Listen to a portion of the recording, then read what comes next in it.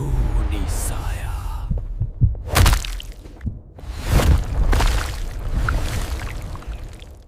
खून से लथपथ एक 18 वर्षीय लड़की लड़खड़ाते कदमों से बरगद के पेड़ की ओर बढ़ रही थी। उसके शरीर पर चोटों के निशान थे और चेहरा दर्द से भरा हुआ था। जैसे ही वह पेड़ के पास पहुंची, उसकी नजर पेड़ की शाखा पर लटके एक जले हुए शव पर पड़ी। यह दृश्य देखते ही वह घुटनों के बल बैठ गई और फूट फूट कर रोने लगी। उधर 3 कॉलेज मित्र रवि, हरीश और आलम असम के पुरानी गुड़म गांव में कैंपिंग के लिए आए थे। रात गहरी हो चुकी थी और चारों ओर सन्नाटा पसरा हुआ था। यात्रा के दौरान उनकी कार एक गड्ढे में फंस गई। काफी कोशिशों के बाद भी जब कार बाहर नहीं निकली तो तीनों ने पास ही आग जलाकर रात बिताने का फैसला किया। बातचीत के बीच अचानक आलम की नजर दूर खड़ी एक लड़की पर पड़ी। उसने सफेद साड़ी पहन रखी थी और हाथ में टोका नाम का वाद्य यंत्र था, जिसकी मधुर धुन रात के सन्नाटे को चीर रही थी। उसकी रहस्यमयी सुंदरता और संगीत ने आलम को अपनी ओर खींच लिया। दोस्तों की चेतावनियों को अनसुना कर वह लड़की के पीछे जंगल में चला गया। घना कोहरा और अंधेरा उसे जंगल के भीतर और गहराई तक ले गए। कुछ समय बाद उसे एहसास हुआ कि वह रास्ता भटक चुका है। घबराकर उसने अपने दोस्तों को पुकारना शुरू किया।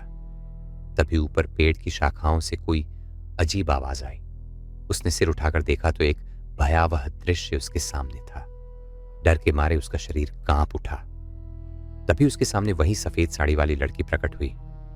उसका नाम था पूर्वा।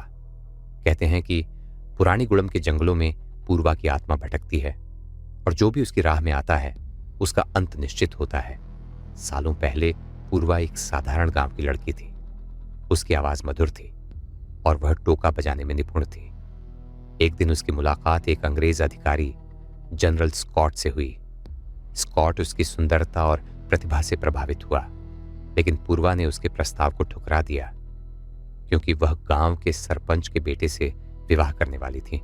यह अपमान स्कॉट सहन नहीं कर पाया। कुछ दिनों बाद पूर्वा के विवाह समारोह में वह अपने सैनिकों के साथ पहुंच गया। समारोह में हंगामा मच गया। लोगों पर अत्याचार किए गए और पूर्वा का जीवन हमेशा के लिए बदल गया। उसकी खुशियां छिन गईं और उसका संसार उजड़ गया। अगले दिन जब उसने अपने मंगेतर का जला हुआ शव बरगद के पेड़ पर लटका देखा तो उसका हृदय टूट गया। निराशा और पीड़ा में डूबी पूर्वा ने उसी बरगद के नीचे अपनी जीवन लीला समाप्त कर ली। लेकिन कहानी यहीं समाप्त नहीं हुई। उस रात के बाद से पुरानी गुड़म का जंगल श्रापित माना जाने लगा। लोगों का कहना था कि शाम ढलने के बाद जो भी उस बरगद के पास जाता वह कभी वापस नहीं लौटता। उधर वर्तमान में रवि और हरीश अभी भी आलम का इंतजार कर रहे थे। तभी उन्होंने भी सफेद साड़ी में एक लड़की को देखा। रवि उसकी ओर बढ़ गया, जबकि हरीश को कुछ अनहोनी का एहसास हो रहा था। कुछ ही क्षणों में जंगल में डरावनी चीख गूंज उठी। हरीश भय से कांपने लगा। उसने दूर से देखा कि वह लड़की अब इंसान नहीं लग रही थी। उसकी आंखों में अजीब चमक थी और उसके आसपास का वातावरण अस्वाभाविक रूप से ठंडा हो गया था।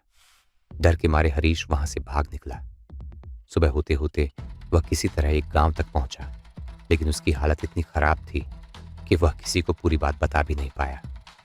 आज भी पुरानी गुड़म के लोग कहते हैं कि अमावस्या की रातों में जंगल से टोका की मधुर धुन सुनाई देती है। जो उस धुन का पीछा करता है वह फिर कभी वापस नहीं लौटता। तो अगर कभी आपका रास्ता पुरानी गुड़म के जंगलों की ओर जाए और आपको दूर कहीं टोका की आवाजें सुनाई दे तो पीछे मुड़कर देखना भी मत, क्योंकि हो सकता है पूर्वा आज भी किसी नए शिकार की तलाश में हो। अगर आपको यह डरावनी और रहस्यमयी कहानी पसंद आई हो तो वीडियो को लाइक जरूर करें। और अगर आप ऐसी ही भूतियां, रहस्यमयी और सच्ची घटनाओं पर आधारित कहानियां देखना चाहते हैं तो हमारे चैनल को सब्सक्राइब करना बिल्कुल न भूलें। साथ ही बेल आइकन को भी दबा दें ताकि हमारी आने वाली हर नई हॉरर कहानी की नोटिफिकेशन सबसे पहले आप तक पहुंचे। अब कमेंट करके जरूर बताइए, क्या आप रात के अंधेरे में पुरानी गुड़म के उस श्रापित जंगल में जाने की हिम्मत करेंगे? मिलते हैं अगली एक और रहस्यमयी, डरावनी और दिल दहला देने वाली कहानी के साथ। तब तक के लिए सावधान रहिए, सुरक्षित रहिए और याद रखिए, कभी कभी जंगलों में सुनाई देने वाली हर आवाज इंसानों की नहीं होती। जय हिंद।